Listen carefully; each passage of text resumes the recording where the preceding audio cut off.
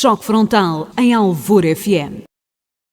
Olá a todos, uma muito boa noite, bem-vindos ao pequeno auditório do Tempo para mais uma emissão do Choque Frontal ao vivo. Hoje, mais uma emissão extra e com um convidado muito especial, o alentejano Serafim, que toda a gente conhece, e também os não menos alentejanos Brasa Doirada, não é assim, Júlio? É verdade, mais um programa de Choque Frontal ao vivo, mais um especial como o Ricardo fez referência. No próximo dia 24 teremos o nosso Choque Frontal normal, com Daniel Camis. Portanto, já voltamos à nossa casa, à Black Box, e hoje, como todos os choques frontais, depois teremos, após o programa, a possibilidade de nos deliciarmos com as delícias da pastelaria Delícias de Portimão e hoje provar não vinho, com muita pena para o Jorge Serafim, mas licores e aguardentes da Talordinha, que já iremos lá falar. É mais digamos que um produto regional que nós queremos divulgar e de certeza vai ser um sucesso. Já vamos falar consigo. Vamos então chamar o nosso convidado de hoje, o Jorge Serafim.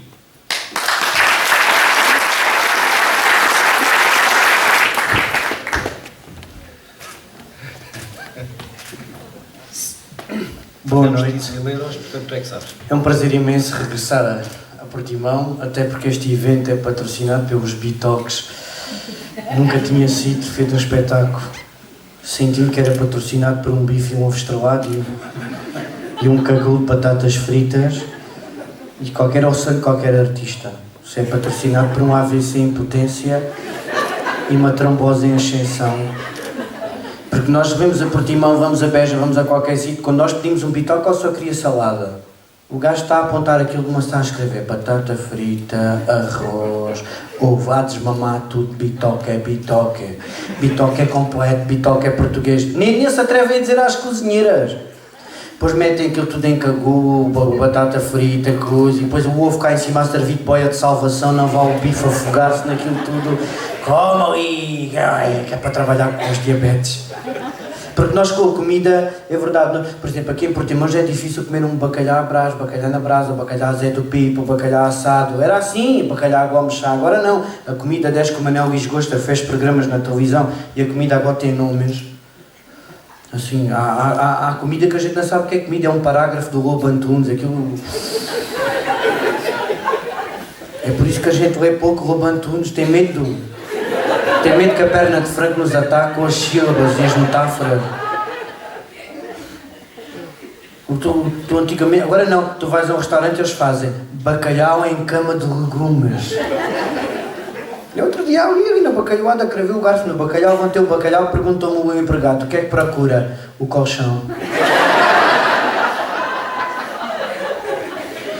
A comida tem nomes tão esquisitos. Ainda outro dia fui a uma tasca de Alfama, um gajo comia aquele arroz de tomate com 15 dias, com o que sobrava levava para casa, rebocava um buraco numa parede, qualquer coisa. Não, bacalhau, como é que é? Arroz de tomate com confitado de pescada. Confitado é um risol. O gajo chama-se confitado, um gajo até tem... Não, a gente vai ali à Albufeira, àqueles restaurantes finos, e eles dizem: vamos comer, tem que comer com os sentidos. Já nem é com a boca. Eles põem-te um ensopado de borrego, tens que pôr o ouvido dentro da panela para ouvir a alma do falecido borrego aí para o céu, que os sentidos é que apreciam. Eu ontem na minha casa, convidei 3 amigos para lanchar na minha casa, parti um papo seco em 4, nem a manteiga havia, só aquilo. Diz um amigo meu: isto é o quem? E eu respondi: é gourmet. Passas fomes, é francês e... Porque nós os portugueses temos este defeito, aderimos muito às francesadas, aos internacionalismos. Nós os portugueses é uma coisa disparatada. É verdade, de tal maneira que um homem português, quando vê uma francesa, fica almariado. É o sotaque quando elas dizem bonjour. O gajo diz: oh bem, mãe. Quando a francesa diz ao português ça va, o que é que tu dizes? É já. Quando ela te pergunta como tu te appelles, tu dizes leva-me a pele, leva-me o que tu quiseres, linda. E é de tal maneira que a minha primeira paixão, quem tive isto é verdade, foi por uma francesa, que era neta de um homem do meu bairro que fazia gaiolas para pássaros, era artesão. A mulher era uma galdeira e era artesoa.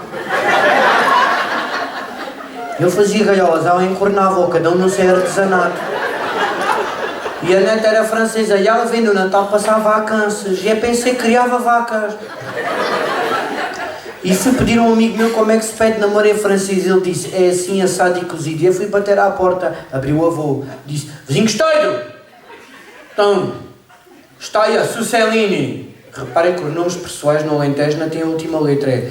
A gente não diz tua nem teu. Está aí o teu pai, está aí a tua mãe, está aí a sua avó, está aí o Zé avô. Coisa, pronomes como deve ser. Está aí a sua neta. A Suceline, ele disse, entra, está na banheira a dar banho. Que é uma coisa que nós, da ponte para baixo, 25 de Abril, temos. Nós damos banho. Os de Lisboa tomam banho, bebem a água da banheira, tomam aqui. Bacas. Tomam aquilo tudo. A gente dá o banho. Isto é bíblico, nós damos o corpo à água. Aceitamos a purificação do nosso cérebro. As mulheres sentem a água fria, os homens coçam os tomates, é diferente. Enquanto a água tem por sim, mas a gente batiza tudo. E o homem disse, entra, ela está a dar banho, entrei para a cozinha e o homem acabara de fazer uma galhola, só que dentro da galhola não tinha um pássaro, tinha um robalo. E é bem assim, vizinho Custódio. Então, tem um peixe dentro de uma galhola para pássaros. E o homem disse, estou aqui a pensar. E eu perguntei, está a pensar o quem? Se este peixe tivesse apenas voava como os pássaros. E eu queria engatar a neta disso, tal e qual. Entretanto, ela sai da banheira bem vestida, bem perfumada, e é pela primeira vez na língua mais romântica de todas, o francês, pedia namoro. Selene, nique avec moi. Quando olhei para lá, estava o avô com o robalo na mão, ainda disse que ela voava. Mamei 3 rebaladas na trompa. Ainda hoje, quando vou ao Pingo Doce, a minha mulher diz, amor, queres roubar para o almoço? Não, traz uma corvina. Que a gente está nestas fases, a gente adere a tudo, é uma coisa parva. Coisas tão boas que temos. Até aderimos, até a comer, a beber, até o vinho. A gente vai a uma prova de vinhos, paga 140 euros para cuspir. São 140 paus, assim, abana o vinho, coisa. E depois não podemos pegar no copo, no balão, que aquece. Parece que o vinho tinto apanha uma febre, tens de pôr um Benuron para abaixar aquilo. O vinho branco tem que ser com aspergico, senão não se bebe. E depois vê o enólogo. Agora no Algarve também há muitos enólogos com os vinhos mesmo. Sim, toda a gente tem. E bons vinhos que há aqui, mas é uma coisa doida. Ai, deixa o vinho revoltear no céu da boca. Antigamente tu davas gargarejo. Agora revolteia ao vinho. E deixa abrir os taninos e apura o aroma da baunilha. Ai, a baunilha. Aqui na bochecha esquerda. Depois mudas para o outro lado, frutos do bosque. Ai, agora é frutos do bosque. Depois chega ao céu da boca e eles até descobrem sabor a chocolate. Um gajo depois de 140 euros, o que é que diz? Olha lá, filho, vim comer pudins boca doce ou vim bem vinho? Olha, é uma coisa horrível. Um gajo... Tudo mudou, de tal maneira mudou. De tal maneira mudou, por exemplo, que as pessoas vêm ver espetáculos. Eu gosto daqueles que vêm para os festivais de verão, Sudoeste, vão com os telemóveis, os pais pagam 120 euros para estar lá 3 dias. Sim, fumando charros, bem de álcool e isso aqui. Há uns que nem se lembram de lá entrar, nem de sair. E há outros que fazem assim com os telemóveis e a mãe pergunta, qual que você gostaste mais? Deixa ver. Não veem nada, andam ali feitos parvo. O Festival Sudoeste, quando eu fui a primeira vez, aquilo é que era festival, era um pó tão grande que nem com o telemóvel vias o palco. Era puro, estás a perceber? Ias com uma muda de colegas, uma muda de mesa, ao fim de 5 dias até cogumelos nasciam nos tomates. Era um microclima que nascia ali. Tu chegavas a casa, dizias às calças de ganga sozinhas, moças, vaiam sozinhas para a máquina, e elas iam de pé sozinhas. As unhas dos pés encardidas, estás a parecer uma lira de mexilhões que criavas na cabeça dos dedos. Mas a primeira vez que eu fui no último dia vi 3 concertos de amor extraordinários. Heavy metal, Marilyn Manson, Ratos do Porão e Sepultura. Foram coisas de amor que marcaram muito. Ele a ver Marilyn, a única parte da letra que eu percebi foi quando ele disse... E vi um casal de metálicos a dar um beijo ali, ele apaixonado, porque aquilo é romântico. Porque eles têm uma técnica para cantar. Eles comem um cozido de grão com mão de vaca. E deixa um monte de vaca entalada no gargarejo, que é a gente sabe que eles não estão a cantar, que eles têm que ter vontade de vomitar, mas o cómico não passa, estás a perceber? E depois eles veem, aquilo é romântico, e eu vi um casal, e eles a cantar, e ela acaba de dar um beijo e diz assim, sabes o que me emociona? As letras. Tem uma força. Aquilo nem se percebe uma sílaba. E depois os metálicos são pessoas emocionantes porque eles só dançam assim. E nunca medem a distância que vai da cabeça à grade que se para do palco. E aquilo é muito emocionante ver uma ler a traumatismos cranianos. Tecnicamente chama-se cornos abertos até mais não. E depois vão para o palco, atiram-se, os outros desviam-se, pá, entram em coma, olha, é tão fixe. Até os guitarristas têm todos uma cadeia muito grande e tocam assim. E aquilo com o pó do Festival Sudoeste faz uma cortina que eles deixam de ver o resto do palco e o público. Já o resto da banda continuou para a turnê de fórum de ondas. Are you there?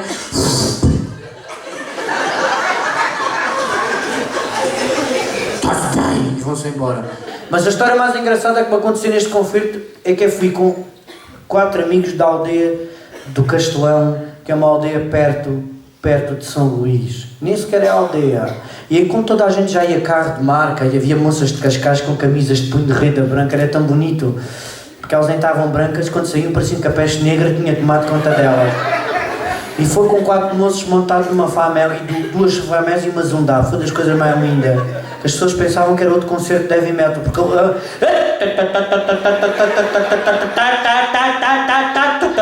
até o pó faz com o meio deles. E aí conseguimos passar a entrar no Festival do Sudoeste com um pão de quilo, um tarraço assim, uma coisa de um pão de quilo. E fomos para a frente com o capacete de penico, não dei nas vistas. Aquele capacete de penico com a presilha pendurada. E o meu amigo que o apelido dele é bagaço porque não bebe água. E está a cortar uma folhinha de pão, um tarraço assim, isto foi verdade, amigos. O Merlin mesmo é numa altura que sai do palco e vem ali junto dos fãs. Ele é bonito de se ver e está e escuta, isto foi verdade. Quando eu passo ao pé dos meus amigos do Cavaleiro, o outro está a cortar um tarraço assim e diz-lhe assim: que é? Azaré. O homem balou com medo. Ainda havia alguém mais estranho do que eu. Isto foi muito bonito. Porque a gente está nesta fase, por exemplo, esta senhora está discreta com o Você quer passar discreta, ter o telemóvel sentado no colo, não é? E ter assim uma cor meio dourada é uma flor. Você está discreto, o telemóvel é que se vê, está a perceber? Sim senhor. Está a gravar, depois põe no Facebook, aí o meu amigo Serafim não põe no Facebook. Vai mesmo vender. Como é que se chama, querida? Sónia. Está tudo bem, Sónia? Tem uma tatuagem muito bonita. É igual ao telemóvel. Você é só flores na sua vida. Cala-te, minha, tens cá uma cara de desespero. Fala comigo, desabafa.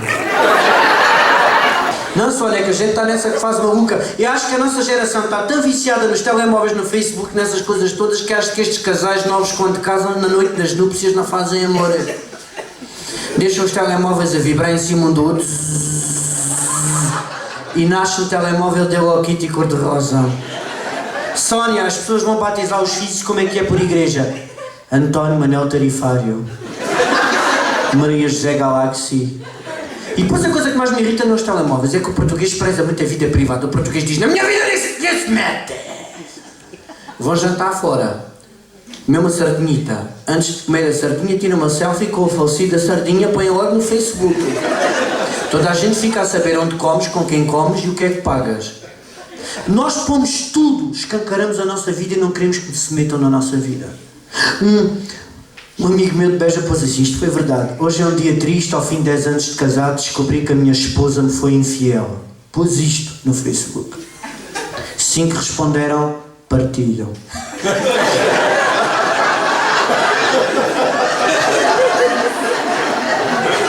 Houve outro, é que a gente nem vê, a gente só carrega na tecla. Houve um pôs assim em Beja: um dia dramático, morreu a minha avó. 570 responderam: gosto. 570 anagramavam a velha em Beja. 570 tinham ódio à velha que não podiam nem ver. Se no Facebook houvesse uma tecla que dissesse até quem vieram mais de 2000, ninguém gramava a velha. E a gente está nesta fase, estamos a falar menos uns com os outros, é verdade. Um amigo meu foi ao Ministério da Agricultura pedir um subsídio. Então, mas você tem terra? Resposta dele, tenho Farmville. E estamos nesta fase doida. Senhoras e senhores, vamos concluir a entrevista. Palmas para mim!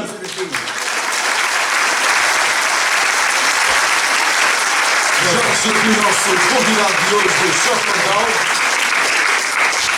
Quero lembrar que a nossa emissão vai para o ar no próximo sábado, às 10 da manhã e às 21 horas. Aproveito também para lembrar que esta é uma coprodução do Tempo e da Alvor FM, com apoio da Freguesia e do município de Portimão. Tem como apoios o Musi Estúdio, Artes e Letras, Design e Comunicação, a Porta TV, o Restaurante A Peixeirada, a Pastelaria Delícias de Portimão, a Rota dos Vinhos do Algarve, que hoje traz licores, e ainda o seu Bitoque, o Burger Ranch e a Escola Hoteleira de Portimão. Para eles um aplauso.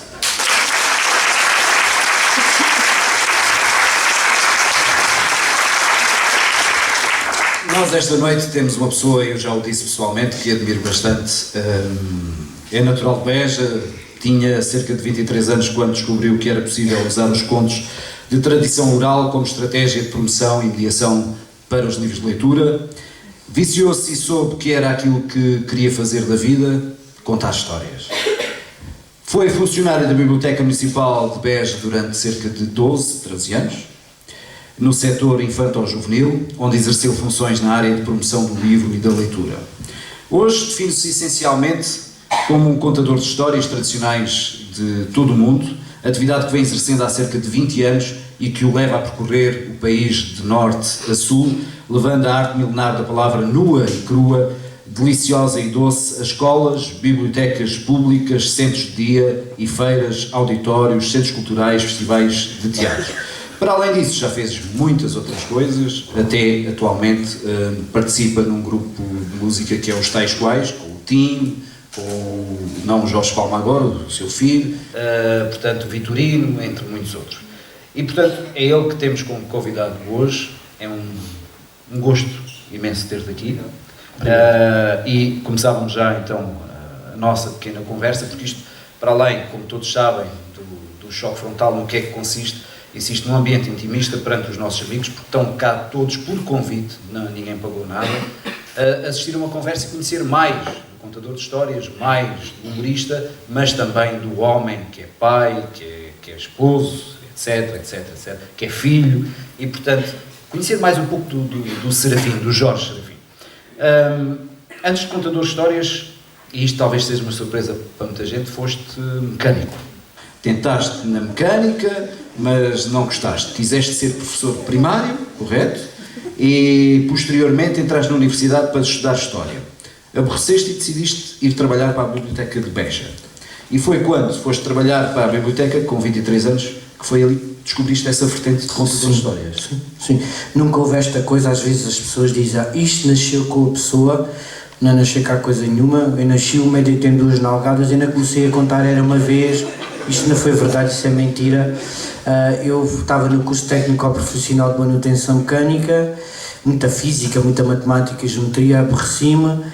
Depois concorri exatamente para professor primário e pus a opção de informática, foi a minha última opção. Entrei em informática, na altura, ainda hoje não sei muito bem, o computador tinha que se ligar na ficha, nem isso eu sabia, e depois concorri para a História na Universidade Aberta.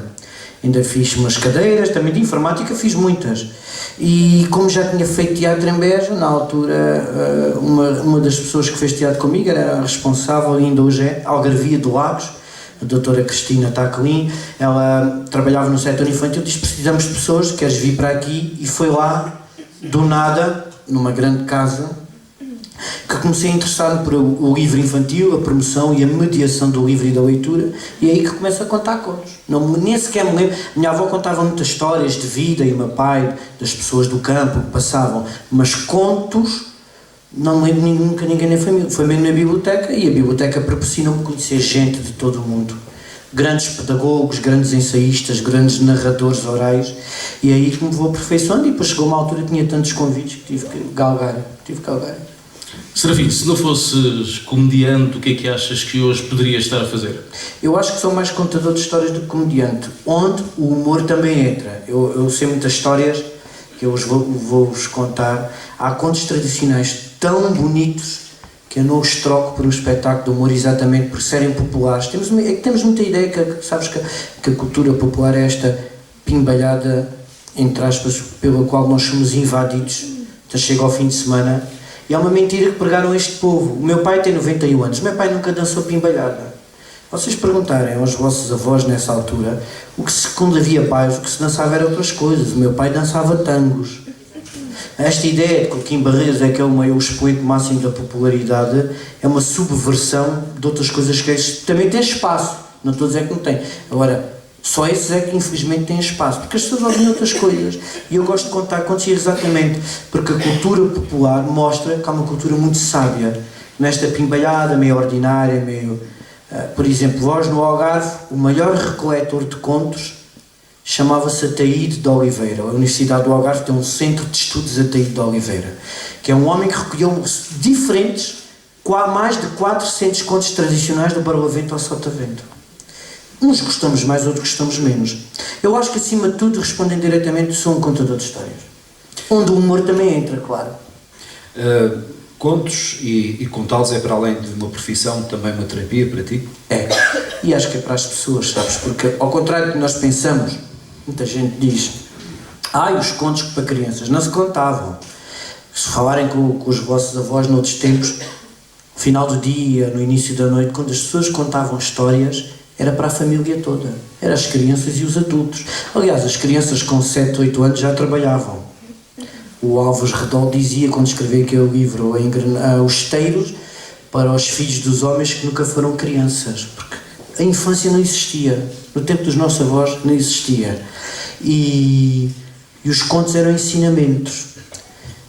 Deixa-me contar-te uma coisa muito engraçada. Em Cabo Verde, antes de se contar uma história, o contador dizia: história, história, em crioulo. E quem queria ouvir a história respondia: fortuna, disseu, amém. Se não respondessem ao mais velho, eu já não contava. Era sinal que já não era ouvido, já não queriam ouvi-lo, então não era respeitado, já não tinha importância. Só depois de eu saber que as pessoas se sentiam abençoadas pela fortuna, a sabedoria que passava de boca em boca, é que eu contava o conto. Por exemplo, querem ver um conto que fala de vós? Todos nós, índio, dos índios Sioux. É um conto que eu não conto aos pequeninos. Conto a quem já viveu uma paixão intensa, febril, e todos nós as vivemos.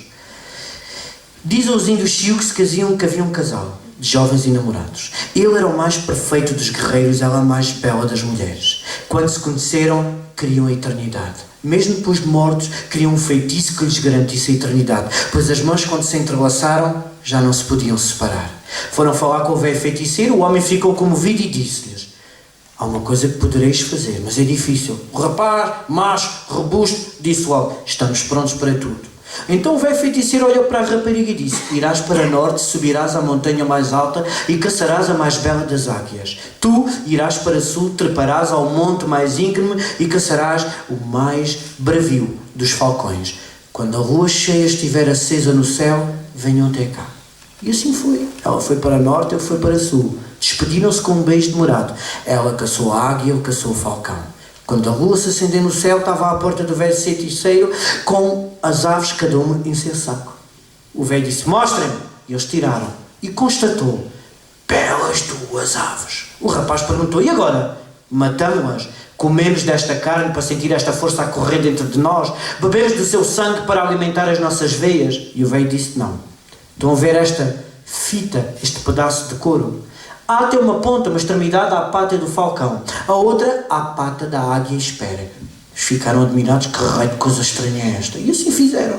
As aves, quando se sentiram soltas, tentaram fugir cada uma para seu lado, mas não conseguiram. Voltaram-se, picaram-se, depenaram-se, depenicaram-se e desmaiaram no chão, inanimadas. Um fio de sangue que saía do pescoço corria pelo peito daquelas aves.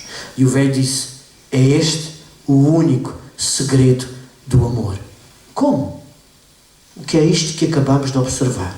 E o velho disse: se quereis que em vós, todos vós, o amor dure e perdure, voem juntos, mas nunca amarrados.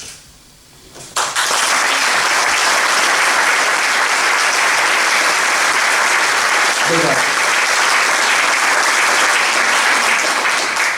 Serafim, grande parte das histórias são sobre pessoas. É essa a sua maior fonte de inspiração? Tem a ver com os comportamentos, histórias caricatas, e não é no sentido de ridicularizar.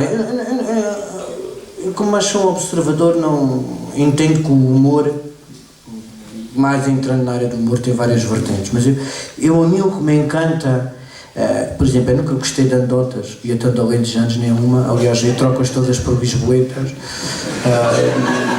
realmente com o novo acordo ortográfico, uma nota de alentejano, aquilo parece-me só a lisboeta logo, e então, mas há coisas que me encantam. Havia uma vizinha minha no bairro, estava ali um vizinho meu de infância, ainda jogámos à bola na rua, ainda tive que dar 2 ou 3 amassos para o educar.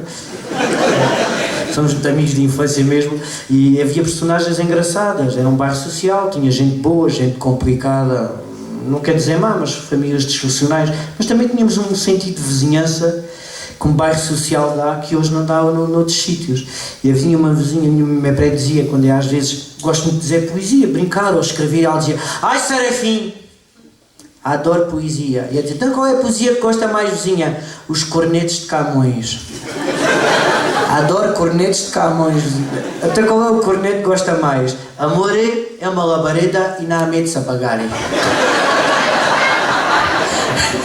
Eu estou sempre a observar e inspiro nas pessoas em episódios caricatos, mas tem às vezes uma carga de ingenuidade, sabes? Até eu contar aquilo não é de ridicularizar as pessoas, até de valorizar, porque há uma ingenuidade, não há uma maldade nas coisas, isso gosto.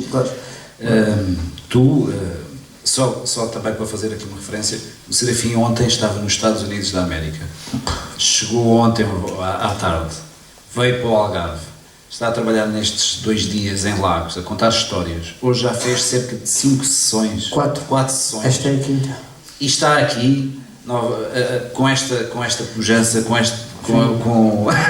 não tivesse vindo com esta boa disposição. E olha, ó Serafim, o que é que mudou no Serafim desde que atuaste na primeira gala na aldeia do Penedo Gordo para a angariação de fundos na compra do ar-condicionado para a casa mortuária? Eu já tenho. Eu, para mim, digo que um gajo que queira ser artista tem que ter esta experiência. Nós, como artistas, somos chamados para muitas coisas e colaboro com os bombeiros, tenho colaborado aqui no Algarve, até com muitas instituições e não vou mais porque às tantas, a páginas tantas, andamos a isto é uma coisa doida. Mas telefonou-me um senhor, isto é uma história engraçada. Escuta, Serafim, a gente quer inaugurar aqui o ar-condicionado da casa mortuária, mas precisamos de dinheiro para comprar o ar-condicionado. Eu lá fui atuar um bocadinho e digo: mas escuto a amiga, acha que alguém, os falecidos, sempre vão mais fresquinhos. E eu atuei para isto. Não é uma questão de mudar, sabes? Eu tive uma grande aprendizagem. Eu sou uma pessoa que defendo com todos os defeitos e virtudes. Aborrece-me o país. Eu entendo, estive nos Estados Unidos para vocês verem a diferença. Eu trabalhei 5 dias no estado de New Jersey, onde está a cidade de Newark, onde está a grande comunidade portuguesa. O coordenador de línguas tem 35 escolas. A maior parte delas, país, temos que ir de comboio. A dimensão é outra. Todos os dias, eu fui para lá na quinta-feira, sexta, sábado, domingo e segunda, até antes de vir embora à noite, tive escolas, todos os dias andei de comboio, todos os dias andei de metro, aquilo é uma multidão. E até sou capaz de compreender que um país daquela dimensão tenha interior. Portugal, outro dia estava a ver isto, de Rosaldo de Vila Verde de Ficalho até à Zambujeira do Mar, em linha reta, são menos de 160 km. O país não tem largura. E é um país que acha que é interior, é um país centralista. Lisboa, e dizem: não, é o litoral, nem sequer é o litoral, é ali de Sines para cima até Matosinhos. Viana do Castelo já está a penar. Portanto, se tivermos de Sines para baixo, há toda uma extensão enorme, mais de 1/3 do país, não tem um investimento descentralizado, ordenado do território. E irrita-me que o país fala em interior uma coisa que é tão pequenina. Num país grande entendo, aqui não aceito. Não aceito. Há uma discriminação havia um rapaz que dizia assim: sabes o que é? Eles vão para Lisboa, mesmo os deputados, quando passam ao ponte, vê o ar do rio. E eles estão habituados a axegãs, estás a perceber? A axegã é mais madura, tem mais espinhas. Quando passam a dar ali uma coisa no sentido, os gajos já mareiam e mudam. Porque não tem sentido isto. E eu gosto muito de muita gente perguntar, quando eu apareci na televisão, tu foste para Lisboa? Não, eu vivo em Beja. Fez coisas maravilhosas como se fazem no Algarve. Aqui tem uma grande biblioteca com uma grande equipa. Há bocado encontrei um companheiro que já não havia antes da biblioteca, Manel Teixeira Gomes, grande figura da cultura portuguesa, também esquecida. A biblioteca de Beja, nos tempos áureos, para vocês verem, um concelho de 30 mil habitantes chegou a ter mais de 20 mil inscritos na biblioteca. Foi um caso único europeu. Mais de 2/3 da população estavam inscritos na biblioteca. Portanto, é possível fazer coisas, é possível descentralizar, é possível, porque isto é tão pequenino que não tem sentido. Não tem sentido é montar-me em Beja, tentar vir de comboio para o Algarve e vai 4h30 como era antigamente. Não pode ser. Isto é demasiado pequeno para ser isto. Serafim, o Algarve, tu também já fizeste referência a isso, sempre teve pesca, sempre agricultura e muito mais, mas sabes que em determinada altura, enquanto vocês no Alentejo apostavam forte no olival, na vinha, etc., nós apostámos numa coisa que é o betão. E porque a terra dava mais, a gente semeava correntes, não dava, agora um balde de betão a gente semeava e semeámos por todo o lado da região, como tu sabes, e tu vens muitas vezes a Marrocos, vens muitas vezes ter connosco, gostas muito do Algarve. Qual é a tua opinião sobre esta região, sobre nós, algarvios? Eu acho que continuo a achar que é uma região com uma identidade muito forte, sucumbiu como no país todo, nem só o Algarve, tenho que estar a dizer isso. Uma coisa que era a construção, era a única coisa que estava a dar. Hoje fala-se do regresso à terra. Pouca gente sabe que o Algarve há 20 anos produzia vinho aqui de muita qualidade. Finalmente voltou, nos últimos anos voltou a produzir bons vinhos. Mas sempre teve essa tradição. A adega cooperativa do Agos era conhecidíssima. A zona do Vila do Bispo era chamado o celeiro do Algarve, produzia-se trigo. O Algarve tem um clima que permite os frutos vermelhos como mais numa zona do país tem, e voltou-se a tomar isto. As condições estão cá. Mas também, muitas vezes, é fácil também de criticar. A verdade é que durante anos, pelas políticas, pela má visão, total centralismo, as pessoas também não tiveram opção. Hoje é que se está a dizer que tem que se voltar à terra, mas durante anos abandonou-se, quem tentava também não se safava, era um negócio perdido. Isto agora é muito fácil dizer quando as coisas estão feitas, mas era muitas vezes, durante anos, era a única porta de saída. Claro que criou alguns desordenamentos do território, a gente vai ali a Faro, à zona do estado de São Luís, parece que está em Almada, na margem sul, prédios, Albufeira, Portimão também tem aqui uns atropelos, perdeu-se uma identidade arquitetónica, o chaminé algarvia, a forma de fazer as casas muito parecida com o Alentejo, mas isto estar a dizer que particularizar que é o Algarve também é muito desta coisa. Acho que vocês são de cá, dói mais isto. Mas eu tenho uma boa novidade, isto foi para o país todo. Está bem? Foi o país todo. Vende-se mais nos sítios, mais noutros. Vocês forem à Póvoa do Varzim, a única coisa natural é o mar está à frente. Tudo o resto, porque a terra não era boa para o recoito, para a salsa, então semeava-se um balde de cimento, aquilo nasciam prédios. Foram outras épocas, meteram-se erros, mas a verdade é que faltou-nos esta visão geral do país, que é perceber que o turista que vem ao Algarve, aquele turista até que diz de qualidade, aquele que deixa mais dinheiro, não é aqueles que vêm botar ali para a Praia da Oura, vomitam aquilo coisa, é aquele que procura as identidades, as idiosincrasias, que se maravilha na arquitetura particular do Algarve, na comida, não é aqueles que vêm então filar no McDonald's, dizem, o turista que gasta mais dinheiro é aquele que procura uma identidade própria, e durante muitos anos o Alentejo tem grandes atropelos. Há bocado estávamos a falar com a banda que vai aqui a tocar, só para vocês verem. E há 10 anos, se calhar nem tanto, um miúdo de 14, 15 anos que gostasse de cantar Além de Janeiro era o foleiro da escola. O miúdo que cantasse o grupo coral, aquele que leva ao porta-estandarte, era o foleirão. Tinha que ter uma grande paixão para se manter naquilo. Porque passou pelo avô, pelo pai, a identidade, tinha que amar mesmo aquilo que foi passado. Porque era o foleiro. Hoje, 10 foi classificado Património Material da Humanidade, montes de miúdos a cantar em grandes vozeirões, em Beja. Era o foleirão. E a verdade é esta. Falta-nos muito esta coisa que é fruto dos países pequenos na sua dimensão. Não, nós aderimos àquilo que eu estava a dizer há bocado da comida. Claro que as coisas, eu não digo que evoluem, mas transformam-se, mudam. Mas esta coisa de tudo o que for é bom, eu estive nos Estados Unidos, que é que como nos Estados Unidos? Hambúrguer. Também estive só naquela zona. Também não vou ser redutor. Aquilo tem 52 estados, há sítios diferentes. Mas eu comi comidas tradicionais da América. Polvo alagareiro, a sorda alentejana, carne de porco com amêijoas alentejanas, umas amêijoas deste tamanho que eu nunca tinha visto. Parecia as tampas de um bidé. Coisa tão grande. Que parecia um guarda-joias, um gajo todo do outro tem cabia lá dentro. Comi também, um arroz de cabidela. Comidas típicas da América. Obrigado pela passagem. Nós vamos aproveitar então para também chamar os nossos convidados, os teus amigos. Obrigado. Os nossos próximos convidados vêm aí, é o Nelson Lau, o Nuno Gino, o Daniel Cordeiro, o Pedro Dias.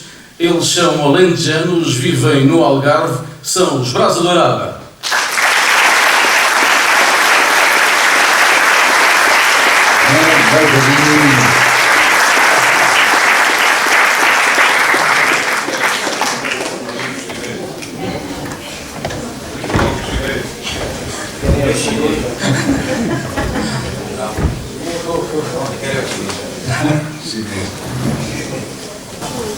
Boa noite a todos. A gente veio um bocadinho cansados. A gente não veio dos Estados Unidos, mas viemos de Beja. Mudámos 3 vezes de comboio e ainda tivemos que apanhar o autocarro em Albufeira. Nada direto. Espero que gostem da nossa música. Trago o Alentejo na voz.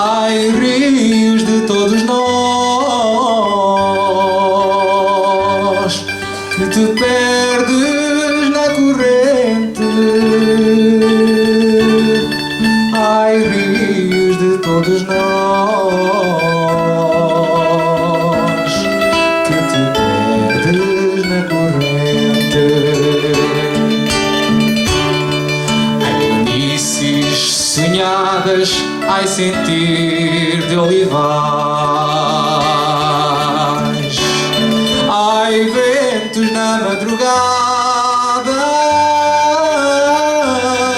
que me transcendem demais. Ai, ventos na madrugada que me transcendem demais. Papoilas no trigo, só lá eu as tenho. E de braço dado contigo ao meu lado, é de lá que eu venho. E de braço dado cantando ao amor, guardamos o gado, papoilas em flor. E o vento no prado refresca o calor.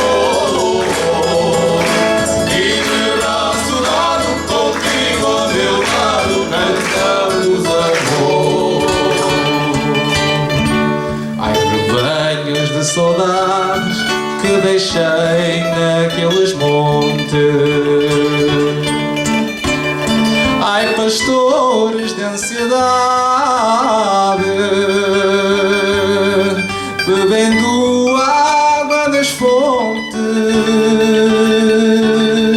Ai, pastores de ansiedade, bebendo água nas fontes.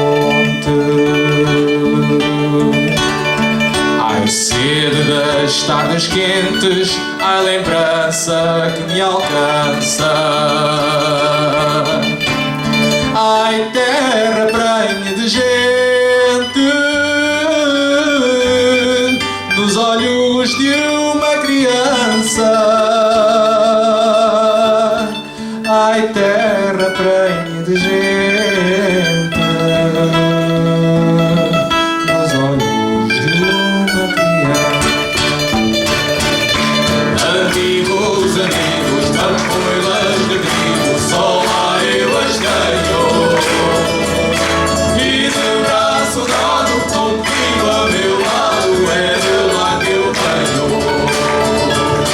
E de braço dado, cantando ao amor, guardamos o gado, campoilas em flor.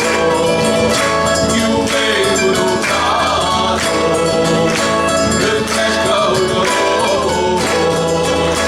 E de braço dado, contigo a meu lado, cantamos amor.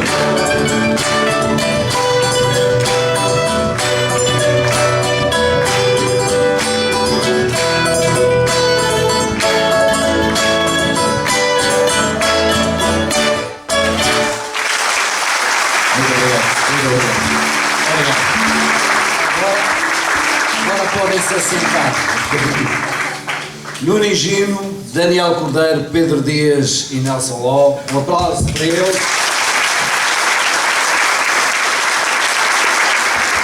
Já falamos um pouco convosco. Já viste, afinal o chinês canta bem. Não, dois da Áustria, cabeça gorda e de... Sério? Ele ainda está. É desde que vi um japonês a cantar fado.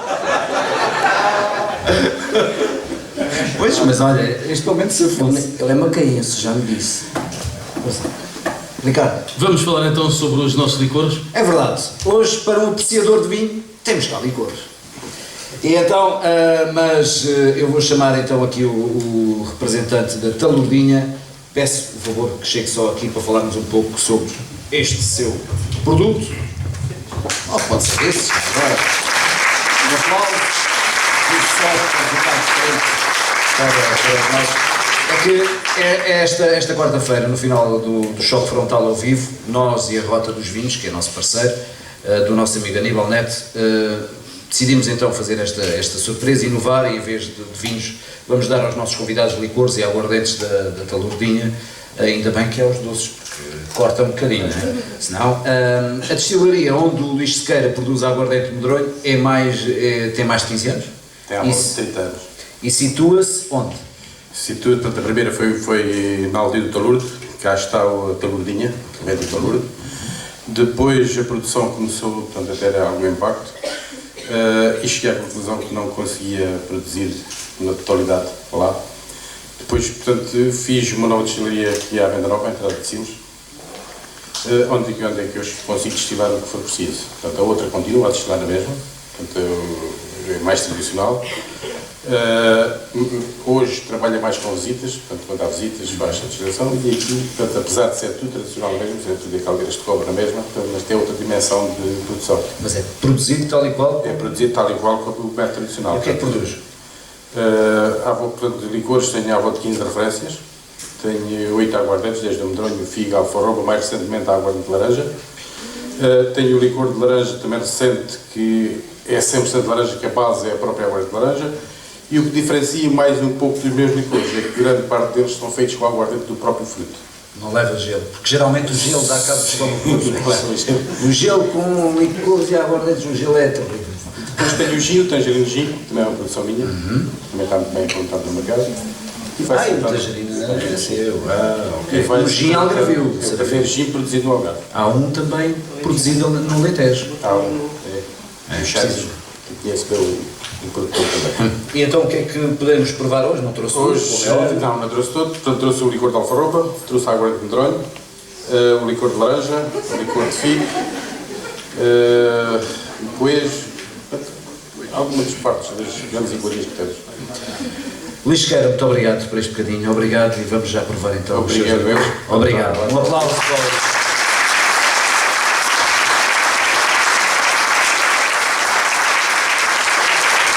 Como é óbvio, também temos por aqui o nosso grande amigo Orlando, da Pastelaria Delícias, para ele um grande abraço mais uma vez.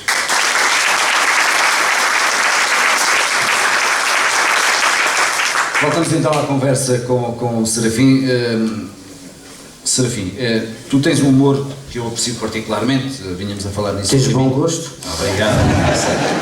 Não utilizas aquele humor brejeiro, o humor que discrimina cor de pele, sexo, etc.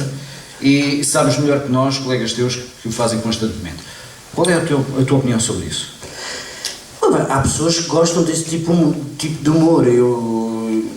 É uma corrente, há vários estilos de humor, se quisermos, como há na música, há o humor negro, há sempre esta questão, até onde a liberdade de expressão pode ir e não pode.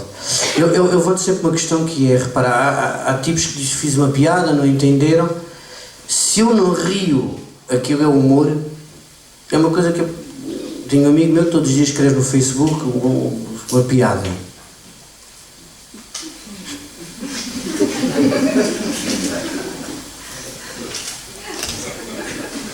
Uma vez eu até fiz assim, mas é que tinha uma coisa entalada nos dentes. Eu disse, pretendo fazer humor, mas para mim não me resulta como tal. Eu acho fraco. Não lhe vou dizer isto, porque somos amigos, e não vou dizer porque depois já sei que ele não aceita isto. Eu acho que não se precisa. Eu pessoalmente fui educado sempre a respeitar toda a gente. Aborrece-me um bocado, por exemplo, as anedotas, ao contrário do que as pessoas pensam. Eu não gosto muito de anedotas. Gosto muito daquelas coisas que os velhos me contam, são aqueles episódios rocambolescos, caricatos, e que no Alentejo as pessoas mais velhas dizem, tenho uma parte para te contar. No Algarve os mais antigos também dizem. E é diferente. São coisas cómicas que aconteceram, episódios rocambolescos, caricatos. Não, cá está, partem dessa ingenuidade das pessoas e coisas que aconteceram, mas que não ridicularizam ninguém, não mesquinham, porque eu acho que, repara, mas quando nós contamos, diz, isto é tudo na desportiva, aí não é, nós aceitamos, mas é porque é alentejano, porque é loira, porque é negro, porque é homossexual, isto é revelador que há aqui um estigma em relação a pessoas de diferentes crenças, raças e orientações sexuais. Não venha cá que está aqui qualquer coisa por trás. Por isso é que se espalha. E eu não gosto de cair nisso. Já uma vez ou outra fiz, houve coisas engraçadas, mas, olha, uma história que aprendi outro dia foi fabulosa.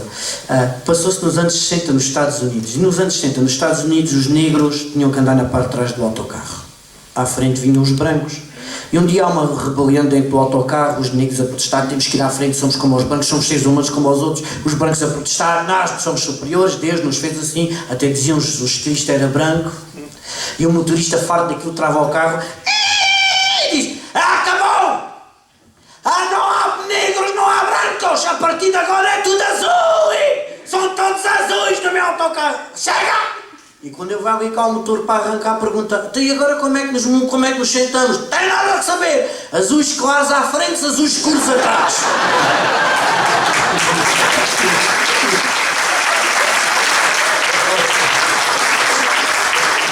É assim,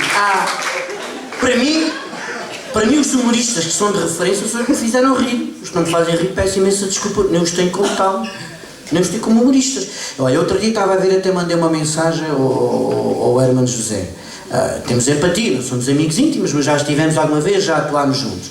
E outro dia estava a ver uma coisa, para mim, de todos os programas que ele fez, é uma opinião pessoal, o Hermano Enciclopédia, não há ninguém que tenha feito como aquilo em televisão. É fabuloso. Quando ele imitava o programa Acontece, do Carlos Pinto Coelho, grande programa de cultura, olha, os tais que vinha ao tal interior do país ver o que é que se fazia por aí. E que foi acabado, porque custava muito dinheiro. Eu tive 9 meses na RTP, logo vos digo o dinheiro onde se gasta dinheiro, muito dinheiro, o que é que custava. E foi um programa incrível, que até tinha espaço todos os dias para mostrar as atividades que as bibliotecas desenvolvem em prol do livro e da leitura. Mas diariamente, o teatro. E o German imitava muito bem aqui. Era uma música muito estranha, para dizer Mãe África, catanga, xindunga, xindunga, escritora, homem de Deus, como escreveste este livro, catunga, gandunga, gandinga. E aquilo foi tão bem feito que eu tive que mandar uma mensagem. E eu rio-me ainda hoje, 20 anos depois com aquilo. Serafim, já sabemos que não gostas de anedotas. Não gostar, para já a maior parte das pessoas não tem jeito para as contar. E provérbios? Gosto, eu também gosto de anedotas, só que há anedotas que não fazem rir. Eu gostava que me comentasses este provérbio. Alentejanos, algravios e cães de caça é tudo a mesma raça. Nunca ouvi dizer. Já ouvi dizer isso. Não está aqui. Lá na China já disseram isto. Nunca ouvi dizer. Então, olha, vamos dar a oportunidade para os nossos amigos dos Brasa Dourada nos cantarem mais um tema. Força! Força. Palmas para os Brasa Dourada.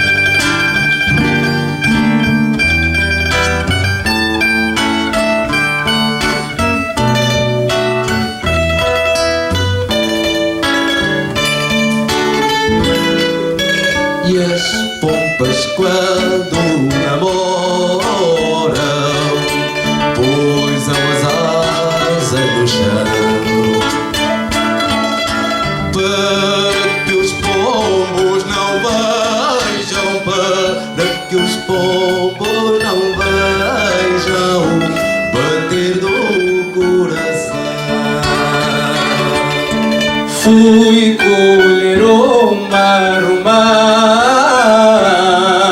estava madura no ramo. Fui encontrar no jardim, fui encontrar no jardim aquela mulher que eu amo.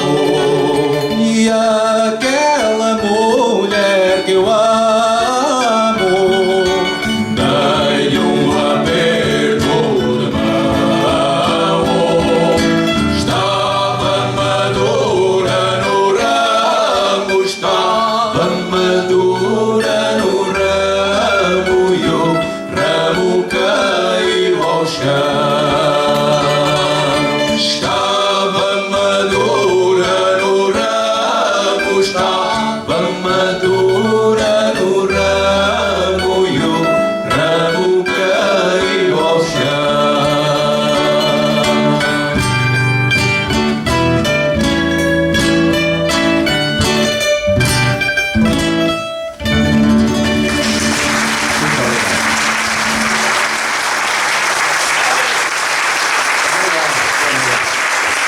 Os Brasa Dourada na nossa emissão de hoje do Choque Frontal. E chegou a altura das assinaturas, não é? Vamos pedir. Olha, deixa eu dizer uma coisa, se permite. Não, mas ainda vamos continuar a conversa. Não, é por causa do canto alentejano. Força. A 27 de novembro de 2014 foi classificado Património Imaterial da Humanidade pela Unesco e em Beja houve uma grande festa. A Cruz Vermelha montou uma tenda, recriou-se uma taberna alentejana e andava o rancho de homens e mulheres e as pessoas estavam emocionadas, as pessoas choravam de alegria. E na Rua dos Infantes, aquela que vai dar à praça, aqui foi um Sansonete que andava tudo desvaído. E a mulher abre a porta e a passar, é também emocionada e diz: Sarafim, Sansonete é este filho aqui à minha porta, que é toda esfangalhada dos nervos. Eu disse: vizinha, a Unesco. E a velha: quem? A Unesco, vizinha, classificou o canto alentejano de Património Material da Humanidade, vizinha, tão bonito. Resposta dela: Sarafim, vai para casa, se é tudo gente à droga. Se é tudo gente à droga.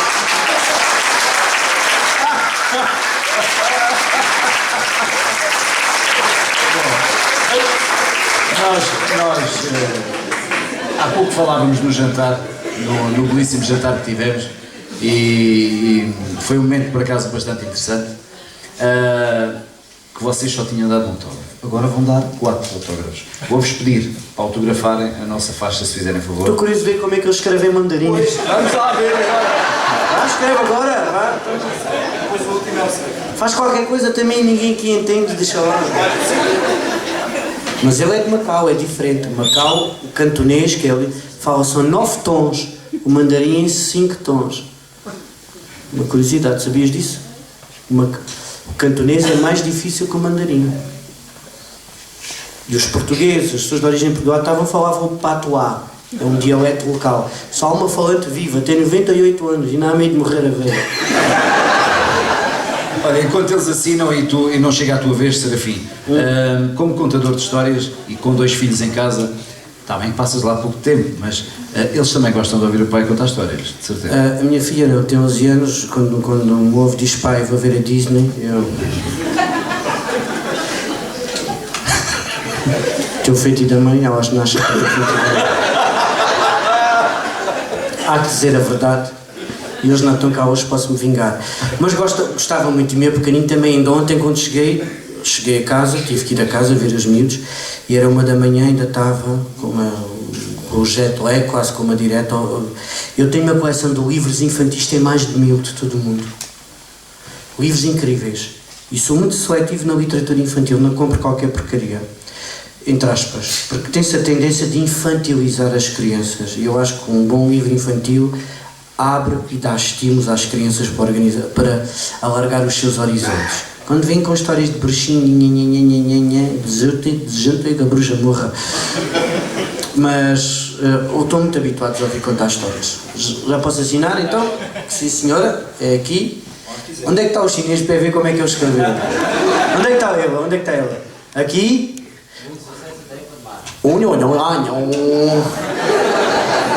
Pode ser em qualquer parte? Onde tu quiseres.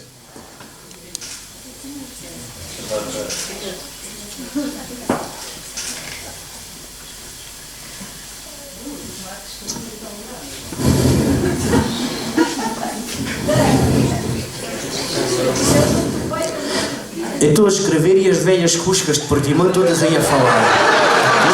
Terra com tanta velha cusca. Não estou É que ele escreveu com utopia diária, Jorge Serafim. Antes mesmo de passarmos à última parte desta conversa com o Serafim, vamos falar da literatura, dos seus livros.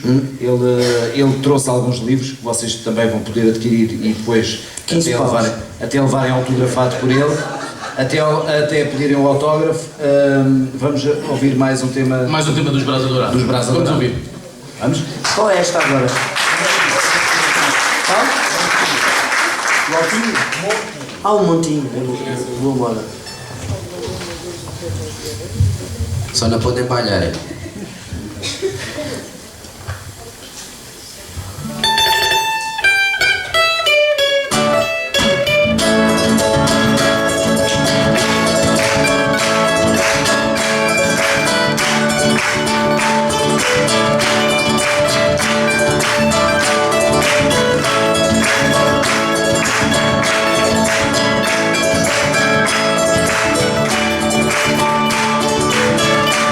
Quando o homem está sozinho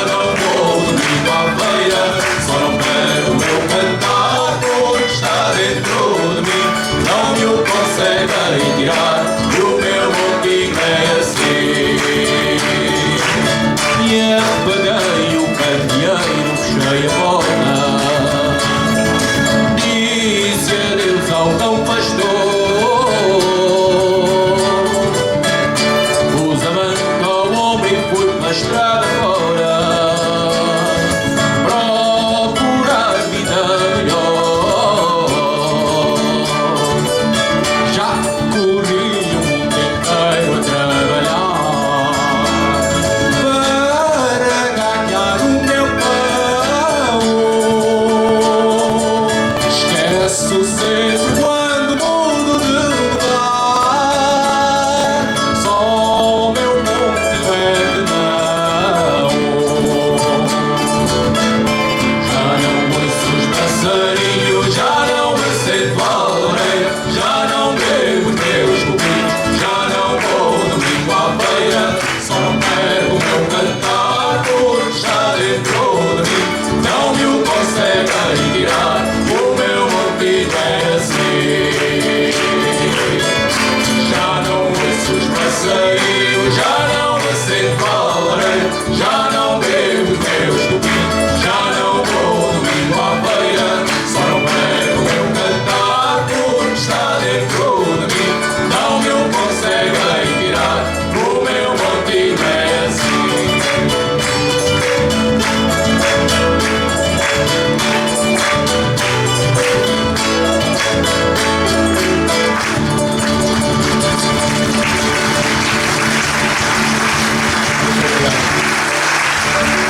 Muito obrigado, ainda vamos ouvir mais um tema, antes de fecharmos mesmo este choque frontal ao vivo, mas, Ricardo. É assim, temos que fazer referência, não fizemos hoje também ao nosso artista convidado de todos os programas e que nos apresenta sempre estas belíssimas telas que temos aqui, e em breve vamos ter mais duas. Falo do João Sena. Para ele um grande aplauso.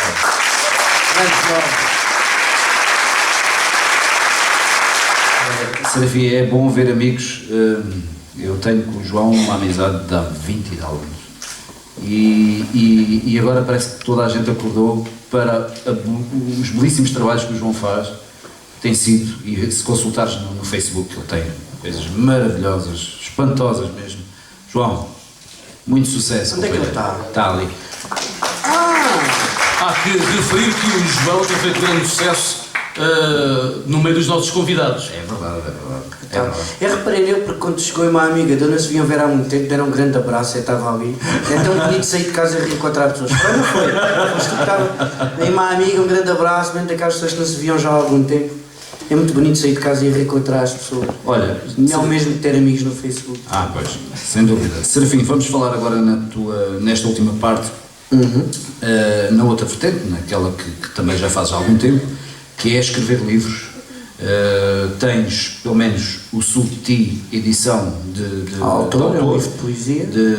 Em 2012, Sonhar ao Longe, não é? Um livro infantil. Histórias do Serafim, em 2006. Depois, Não Há Seda nas Lembranças, de 2014. Sim, é um romance.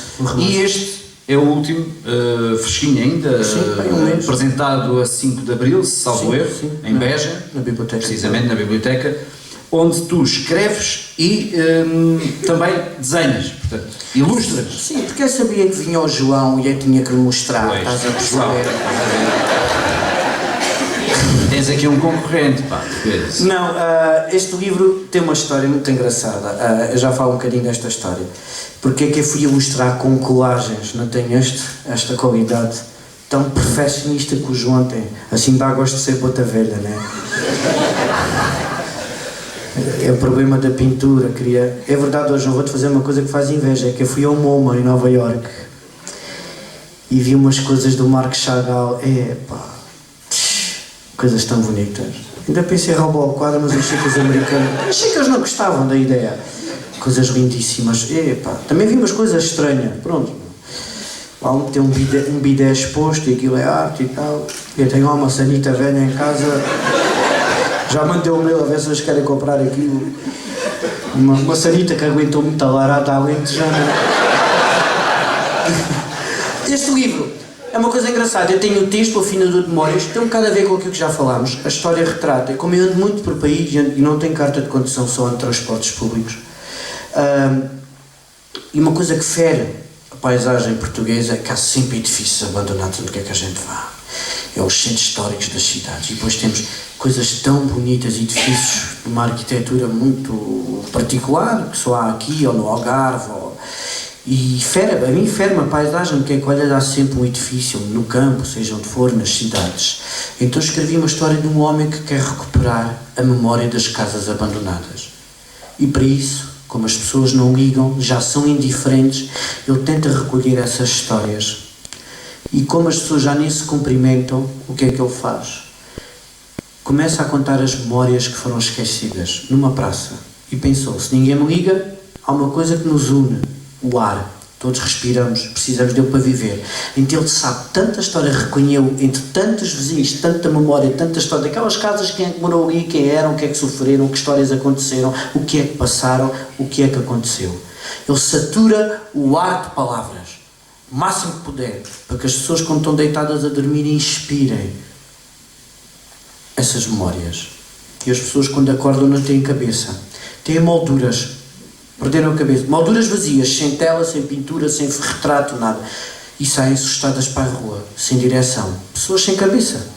E saem assustadíssimos, até que chocam e quando uma cai no chão pergunta ao outro: quem és tu? Com quem é que eu choquei? E o outro apresenta-se: eu sou fulano, filho de Beltrano, neto de Cicrano, moro naquela rua. E quando as pessoas começam a contar a sua vida e ela é partilhada com os outros, as telas começam a regressar às molduras, as fotografias, as cabeças, as casas retomam a ficar brancas, janelas inteiras, chaminés erguidas. E é um homem que anda de rua em rua recolhendo a memória para que as pessoas aprendam a valorizar o que é seu, o seu património. Basicamente por alto isto é uma história meio surrealista. Porquê é que eu ilustrei? Porque pedi uma colega da biblioteca, trabalhei lá há 3 anos, tem muito jeito de parte de plástico. E ela dizia: eu não sei, sou artista plástica, sou artista dos plásticos. E um ano depois ela não fez um traço. Só dizia: ai Serafim, puseste no molho de brócolis, filho. Um ano cozinho de brócolis, eu não sei o que é que já lá estava. E eu um dia chateado cheguei a casa irritado, porque o livro já tinha o texto escrito há algum tempo. Cheguei a casa, como tenho uma grande coleção de livros infantis, como vos disse, joguei-me a ver ilustrações de outros livros. Ainda agora no Museu de Arte Moderna de Nova Iorque comprei 2 livros fabulosos infantis, um sobre o Jacques Tati e outro sobre o René Magritte. 2 livros maravilhosos que os comprei e pus-me a ver, digo, ia na sararei de capaz de fazer uma coisa destas.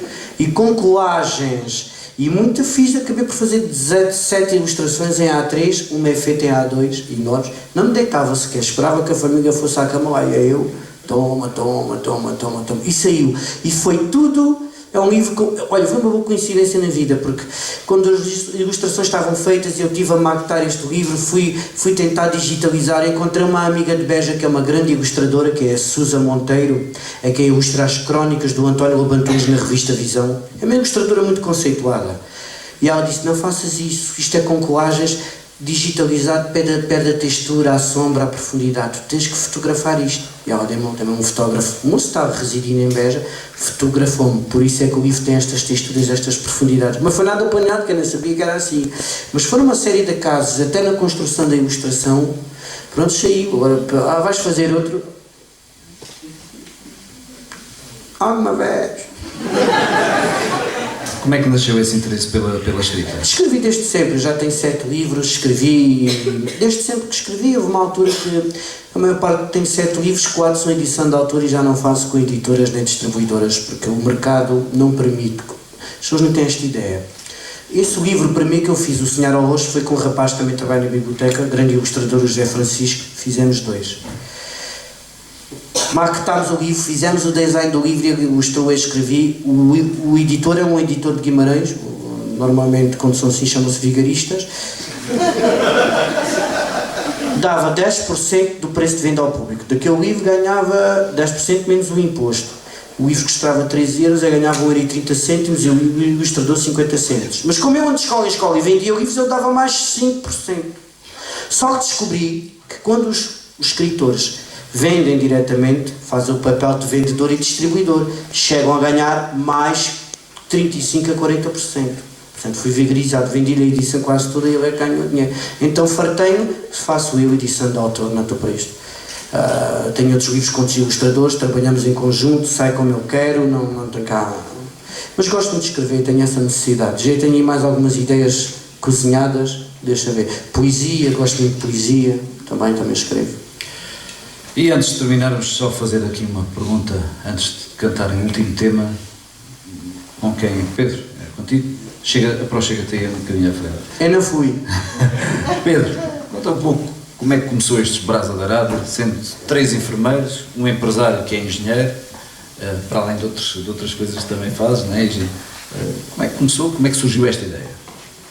Bom, isto, na verdade, nós, alguns de nós, já nos conhecíamos há cerca de 12 anos, eu, o Daniel e o Nelson, na altura em que fizemos o nosso curso de enfermagem em Beja. O Nuno eu só o conheci mais recentemente, mas eles já se conheciam porque são da mesma terra, são os dois de Aljustrel. E houve um evento aqui em Portimão de alentejanos, um petisco de alentejanos. E nós comparecemos todos, né? Como bom alentejano onde há petisco, nós aparecemos todos. E ali, num rápido momento, cresceu ali uma amizade e uma brincadeira ali entre nós, entre o canto e aquilo que nós fazemos e fazemos habitualmente no Alentejo, que é o canto à mesa, partilhar aqueles saberes antigos, aquela cultura antiga alentejana. Como vocês fizeram no jantar há pouco, não é? Mais ou menos isso, portanto é sempre propício e até que o alentejano tem uma coisa boa, não canta só quando está contente, a gente canta quando está triste porque o canto faz mesmo parte da nossa natureza. Depois houve um certo dia que o pai do Daniel ofereceu um cavaquinho e o Nuno disse assim, tu tens um cavaquinho, eu vou comprar um baduinho. E depois, entretanto, nem sequer sei bem como é que isto começou, mas a verdade é que começámos. E fizemos o nosso primeiro espetáculo, 75 eurinhos a dividir por 5. Foi bem pago. E na altura éramos 5. Agora pronto, esse rapaz que também pertencia ao grupo, que faz parte deste grupo e fará sempre parte, simplesmente não tem tempo para nos acompanhar, acabou por não desistir, mas dizer um até já ao nosso grupo, que isso um dia poderá voltar. Desde então, foi no dia 3 de maio de 2015, portanto fizemos 2 anos recentemente, mas parece uma eternidade porque aturar esta malta não é fácil. Obrigado, Pedro. Vamos então ao último tema e vamos com este tema fechar este choque frontal ao vivo e assim mais coisa que é para ver se... Sim, nós queríamos desde já também agradecer o convite que nos foi feito e dizer que é um prazer enorme estarmos aqui hoje. Para nós é que é uma grande Quando fomos contactados também foi-nos pedido que cantássemos alguma coisa que também pudéssemos interagir, portanto, com quem cá estava. E por isso a próxima banda é conhecida de todos e nós convidamos todos a cantar connosco. Tá bom? Espero que gostem. Eu ouvi um passarinho. Não é bem.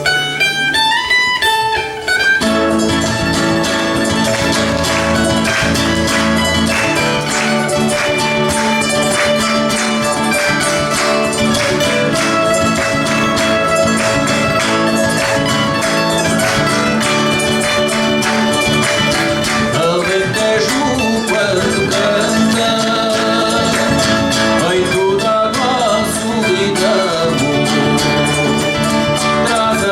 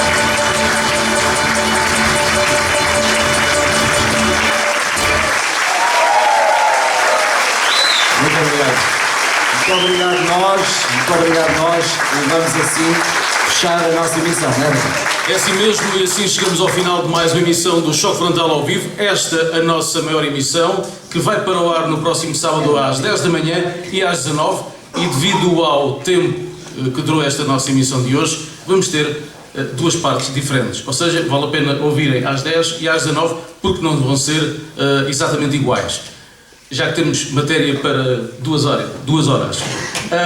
E só me resta desejar a todos a continuação de uma ótima noite. Já sabem que lá fora estão os licores e os doces e os salgados à vossa espera. E agradecer ao Serafim. Serafim, muito obrigado.